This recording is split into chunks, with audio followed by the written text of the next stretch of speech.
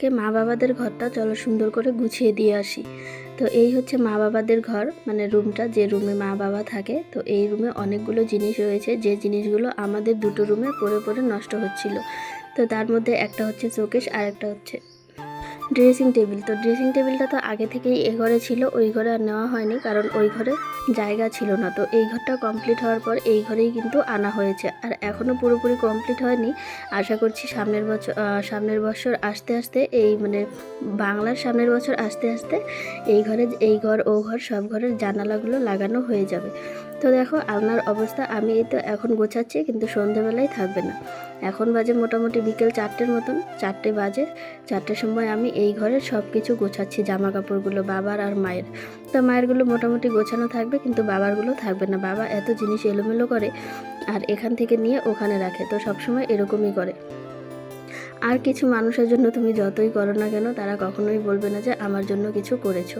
তো নিজের সব কিছু দিয়ে দাও, নিজের প্রাণটা দিয়ে দিলেও কখনো বলবে না যে তার জন্য কোনো কাজ আমরা করেছি, বা তাকে হেল্প করেছি, বা তাকে ঠিকমতো ভালোবেসেছি, এরকম কেউ বলবে না। তো তার জন্য প্রাণটা দিয়ে দিলেও কিন্তু সেই একই কথা বলবে যে তার জন্য আমরা করেছিটা কি, কিচ্ছু করতে পারিনি। তো এরকম অনেক কথাই শুনতে হচ্ছে, কয়েকদিন থেকে শুনছি। তো শুনতে থাকি, দেখা যাক কত কি হয়। তো মা আমাকে একটা কথাই এখন বলে, আর সব সময় এই কথাটাই বলে, যে এই কথাটা সব সময় মনে রাখবি, যে আমি আমার মতন চলছি, কে কি বলে বলুক। মায়ের ওই বাংলা ভাষায় মা একটা কথা বলে, আমি পা ফেলে রেখেছি, দেখবো তোরা কতদিন কামড়াতে পারিস। যতদিন না তোদের দাঁত ভেঙে যায় ততদিন আমিও আমার পা ফেলে রাখবো, তুলবো না। তো মায়ের কথা হচ্ছে এরকম, কে কি বলে বলুক, আমি কোনো কথা শুনবো না, শুধু শুনবো, কিন্তু কোনো কান দেবো না, কোনো উত্তর দেবো না। তো এতদিন আমি ভাবতাম যে যে কথাটা বলে যাচ্ছে সেটা সাথে সাথে মানে উচিত কথাটা মুখের উপর না বললে হয়তো আর সেই সময়টা পাবো না। কিন্তু না, বর্তমানে আমি একটা জিনিস খুব ভালোভাবেই মিলিয়ে দেখলাম, যে যে যা বলে বলুক, যে যা পারে করুক, তো একটা সময় ঠিক আসবে যখন আমি সেই কথাটার উত্তরটা দিতে পারবো, মানে কথার বদলে কথাটা ফিরিয়ে দিতে পারবো, সেই কথার যোগ্য জবাবটা তখন দিতে পারবো।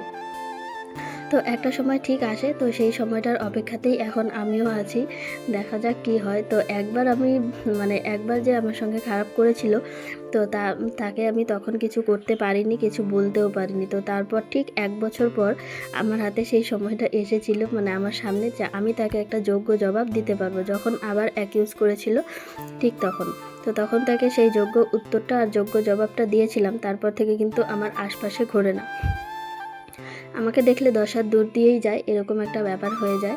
আর সেটা হচ্ছে আমার কাকি। তো আমি তাকে কাকি বলে পরিচয় দিতে লজ্জা লাগে আমার, মানে এরকম একটা মহিলা যাকে কাকি বলে পরিচয় দিতে সত্যিই লজ্জা লাগে। তার উপরে তার সঙ্গে তো কোনো কথা বলি না, তাদের বাড়িতে আমরা যাওয়া আসাও করি না। তো ওই মহিলাটার জন্য আদার্স লোককে আমার কাকি বলে ডাকতেও আমার কীরকম যেন একটা লাগে, অকওয়ার্ড ফিল হয়। এরকম একটা বাজে ব্যাপার হয় যে আমার ডাকতেও ইচ্ছে করে না। তো বাধ্যতামূলক আশপাশে যারা আছে তাদেরকে ডাকতেই হবে, আর অন্যান্য যারা আছে তাদেরকেও ডাকতেই হবে। তো এরকমই একটা ব্যাপার, ছোট থেকে অভ্যেস, তো অভ্যেস ফেরাতে পারি না। তো কাকি ডাক্তার প্রতি একটা বিরক্তিকর আর ঘেন্না চলে এসেছে এরকম থেকে। তো এরকম ব্যবহার হয়তো কেউ করে না নিজেদের ফ্যামিলি মেম্বারের সঙ্গে, তো এটা আমাদের বাড়িতেই হয়েছে, আমি দেখছি। তো অন্যান্য জায়গায় আমি এখনও দেখিনি, আমার চোখে পড়েনি। তো যাই হোক, দেখো কথা বলতে বলতে বিছানাটা কিন্তু গোছানো হয়ে গেল, সঙ্গে জামা কাপড়গুলোও গোছানো হয়েছে।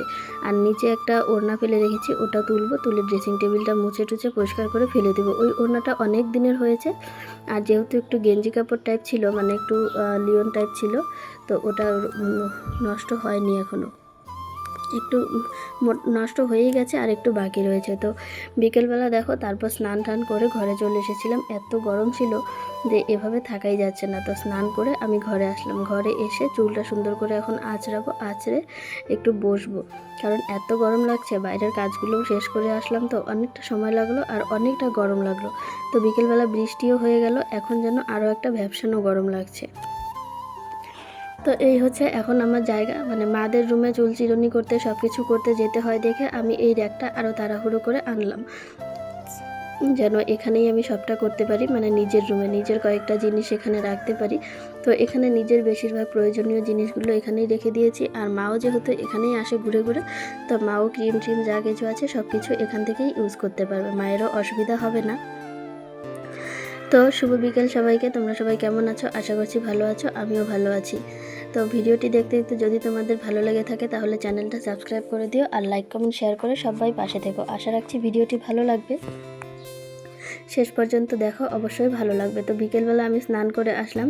এত পরিমাণ গরম যে সানস্ক্রিনটা ইউজ করতে একদম মন চায় না, কারণ সানস্ক্রিন ইউজ করলে এক্সট্রা অয়েল যেটা থাকে সেটা সবটা বের করে দেয়, আর এই এক্সট্রা অয়েলটা এত পরিমাণে বের হয় তখন যে আর সানস্ক্রিনটা ইউজ করতেই ইচ্ছে করে না। তো দেখো বিকেলবেলা আমি স্নান টান করে চুল টুল চিরুনি করে একদম ফ্রেশ হয়ে গেছি আর চলে আসলাম একদম পরদিন সকালবেলা।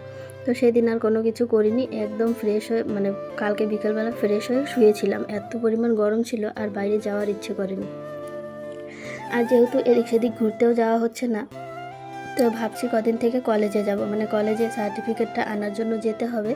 অনেক দিন হয়ে গেল, আর 2 বছর হয়ে গেছে মানে কলেজ কমপ্লিট হয়ে গেছে, 2 বছরের বেশি হয়ে গেল, প্রায় 2 থেকে আড়াই বছর। তো এতদিনে নিশ্চয়ই কলেজের সার্টিফিকেটটা চলে এসেছে। আর আজকে স্যারকেও ফোন করেছিলাম, স্যার বললো আসো, এসে দেখো, যদি হয়ে যায় তাহলে নিয়ে যাবে, আর না হলে কদিন অপেক্ষা করতে হবে। তো দেখি একে হয়তো কলেজেও যাব, তখন তোমাদেরকে আমার কলেজটাও ঘুরিয়ে দেখাবো যে আমার কলেজটা কীরকম, তো যে কলেজে পড়তাম সেই কলেজটা কীরকম। আর এই যে বিছানাপত্র কিন্তু আমি আজকে আগেই গুছিয়ে নিয়েছি, আর এই হচ্ছে র্যাকের মধ্যে রয়েছে কাস্টমারের শাড়ি, আর এই হচ্ছে কিছু কুর্তি, এগুলো আমার সুন্দর করে সেলাই করতে হবে। আর এই যে হাতে আমার কুর্তিটা, এই কুর্তিটা কিন্তু আমার ভীষণ পছন্দের, যেটা মানে অতি হাতার দিকটা অনেকটা টাইট হয়ে গেছিলো, তো আমি সেলাইটা খুলে রেখেছি আর সেলাই করা হয়নি, তো ওই জায়গাটা এখন সেলাই করলেই হয়ে যাবে। আর এই হচ্ছে কাস্টমারের শাড়ি, যেটা ব্লাউজ বানাতে হবে, সঙ্গে ফলস পাড় লাগাতে হবে, অনেকটা সমস্যা রয়েছে। আর এই হচ্ছে কিছু জামা কাপড়, যেগুলো অনেক শখ করে কিনেছিলাম, কিন্তু পরতে গেলে খুব অসুবিধা হয়, গায়ে মানে কিটকিট করে, এরকম একটা ব্যাপার। তো মা আর আমি সেটাই কালকে গল্প করছিলাম যে 1000, 2000, 5000 যত দামেরই জামা কাপড় কিনি না কেন, আর সেই জামাগুলো পরার পর যখন গায়ে কিটকিট করে তখন কিন্তু সেই কমফোর্টেবল জামাটাই খুঁজি। যেমন এই সুতির, আমি যেমন এখন এই 3 পিসগুলো পরি কটনের, একদম সুন্দর, পরতে কতটা পরিমাণ আরাম লাগে। এগুলোর মধ্যেও একটা আছে যেটা পরলে খুব গরম লাগে, অস্বস্তি লাগে, সেটা আমি পরিই না। আমার এমন অনেক জামা কাপড় আছে যেগুলো পরলে এত অস্বস্তি লাগে যে আমি আর পরিই না জামা কাপড়গুলো। তো দেখো কাস্টমারের শাড়িটা আমি এখানে সুন্দর করে গুছিয়ে রাখলাম, বাজারে যেতে হবে 2-1 দিনের মধ্যেই, গিয়ে কাস্টমারের শাড়ির এই ব্লাউজের ফলস, তারপর শাড়ির ফলস, সুতো, লেস সব কিছুই আনতে হবে, কারণ ব্লাউজটা একটু ইউনিকভাবে আর মানে ইসেভাবে বানাবে, সে কারণেই। তো এখানে অনেক জিনিস গোছানো হয়ে গেল, আর নিচে রয়েছে মায়ের কতগুলো কুর্শি কাটার জিনিসপত্র, আর মানে সুতো, কুর্শি কাটা, তারপর কয়েকটা আসন। আজকে একটা আসনের দেখি মানে বর্ডারটা লাগাবো, যে আসনটা কমপ্লিট হয়ে গেছে, তো মাকে বলছিলাম, মা বলছিল যেগুলো কমপ্লিট হয়নি ওগুলোর বর্ডারটাও লাগিয়ে নে, তাহলে হয়ে যাবে, পরে আস্তে আস্তে সেলাই করা যাবে। তো এখন তো সেলাইটা নিয়ে ঠিকভাবে বসাই হয় না, তার কারণ হচ্ছে 1 নম্বর হচ্ছে ঠিকঠাক সুতো পাওয়া যায় না, তার মধ্যে আমার প্রচণ্ড মাথা ব্যথা করে এই কাজগুলো করতে গেলে। এখন এই কাজগুলো করতে গেলে বলতে ভুল হবে। আর এই যে আমার হাতে যে আসনটা, এই আসনটাই কমপ্লিট হয়েছে, এটা আমি আমার জন্য বানিয়েছি, তো এই আসনটারই আজকে বর্ডারটা লাগাবো। আর মাঝখানে যেটা রাখলাম সেটাও কমপ্লিট হয়েছে, ওটারও বর্ডার লাগাবো আজকে। সবগুলো জিনিসই আস্তে আস্তে গোছানো হয়ে যাচ্ছে। আর দেখো রোদের তাপটা কী পরিমাণে ঘরে আসছে, আজকে এত রোদ উঠেছে সেটা বলার মতন না, যে এখনই ঘরে থাকা যাচ্ছে না। এখন বাজে সকাল মোটামুটি 9:30টার মতন, তো এখনই ঘরে বাইরে থাকা যাচ্ছে না। আর কি বলবো, তো ঘরটা গুছিয়ে তারপর রান্না করে আসলাম, মা দেখলাম গোলা রুটি বানিয়েছে। আজকে সকালে ভাত রান্না হয়নি, কালকের ভাত ছিল যেগুলো বাবার হয়ে গেছে, আর এই যে গোলা রুটি বানিয়েছে। তো এই গোলা রুটি এখন কী দিয়ে খাবো সেটাই ভাবছি। মা বলছিল দোকানে যেতে দুধ কিনে নিয়ে আসতে, লিকুইড হোক বা পাউডার দুধ যেটাই হোক, চা বানিয়ে তারপর খাওয়া হবে। তো আমি মাকে বললাম চিনি দাও, আর দোকানে যাবও না, খাবো না। এই যে দেখো রোদের তাপ, যেখানে আমি বসে আছি সেখানেই এত রোদের তাপ আসছে যে আর দোকানে যাওয়া বাদ দাও। এই চিনি দিয়ে খেয়ে এখন বসে থাকবো, একটা গোলা রুটি খেলেই দুপুর পার হয়ে যাবে, আর কোনো চাপ নেই। তো দুপুরবেলা তো রান্নাই হবে, অসুবিধাতেই। তো একদম চলে এসেছি আমি বিকেলবেলা উঠোন ঝাড় দিতে, কারণ দুপুরে এসেছিলো বাড়িতে আত্মীয়, আর আত্মীয়দের মানে দুজনে ছিল ছেলে মানুষ, তো আর ভিডিওতে নেওয়া হয়নি, ভিডিও করা হয়নি। তো দুপুরবেলা খাওয়া দাওয়া সব কিছু হলো, তো এখন আমি উঠোনটা ঝাড় দিচ্ছি, উঠোন ঝাড় দিয়ে তারপর স্নান করব, যেহেতু অনেকটা বেলা হয়ে গেছে। বাড়িতে আত্মীয় আসলে জানোই ভেজাল থাকে একটু। তো আত্মীয় হচ্ছে আমাদের মামাদের বাড়ি, পাশের বাড়ির দাদা আর মামা, ওরা এসেছিলো এখানে দাদাদের দোকানে ডাক্তার দেখাতে, এসে আমাদের বাড়িতে ঘুরতে এসেছিলো। তো এখন তো অনেকটা বেলা হয়ে গেছে আর প্রচণ্ড বৃষ্টি নামবে, ওরা এই মাত্রই গেল বের হয়ে। তো আমি উঠোনটা আগে ঝাড় দিচ্ছি, ঝাড় দিয়ে তারপর যাব স্নান করতে। আকাশটা এতটা কালো হয়ে আসছে, এই প্রত্যেক দিন একই রকম হচ্ছে 3-4 দিন থেকে। সারা দিন এত গরম দেয়, কাঠফাটা গরম, তারপর বিকেলবেলা আসে বৃষ্টি, তারপর আবার একটা ভ্যাপসানো গরম শুরু হয়। তো এই নিয়ে অনেক ঝামেলা হয়ে যায়, মানে গরমের জন্য অনেক ঝামেলা। গরমের জন্য কোনো কাজ করতে ইচ্ছে করে না, খাওয়া দাওয়া কোনো কিছুই ভালো লাগে না। আর সবথেকে বড় কথা, এত গরমে প্রচণ্ড পরিমাণ ডিহাইড্রেশন হয়ে যাচ্ছে, যার জন্য মাথাটা ঘুরছে। আর আজকে তো দুপুর থেকে আমার মাইগ্রেনের ব্যথাটা শুরু হয়ে গেছিলো। আমি জাস্ট শুয়েছিলাম একটু ঘুমানোর জন্য, যেন ব্যথাটা কমে, ঠিক তখনই আত্মীয় এসে বসেছিল। আর এইদিকে দেখো চলে এসেছি স্নান করে ঠাকুর পুজো দিতে। অনেকটা বেলা হয়ে গেছে আজকে ঠাকুর পুজো দিতে, তো আমি সব কিছু রেডি করে এখন শুধু প্রদীপটা আর ধূপকাঠিটা জ্বালাচ্ছি। আর আজকে দেখো সকালবেলা আমি ফুল তুলে রেখেছিলাম যে তাড়াতাড়ি করে পুজো দেবো, কিন্তু সেটা আর হলো না। তো ফুল একদম মানে মজে মজে যাচ্ছিল, এরকম একটা হয়েছে।